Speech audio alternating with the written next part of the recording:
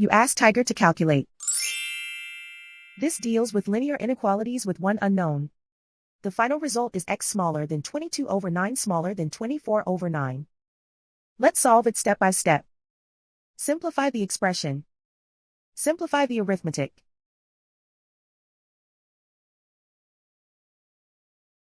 Group all constants on the right side of the inequality. Add 22 to both sides.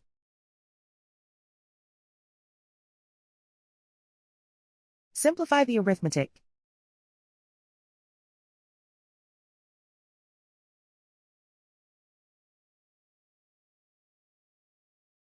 Isolate the x.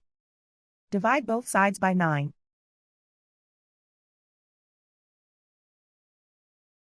Simplify the fraction.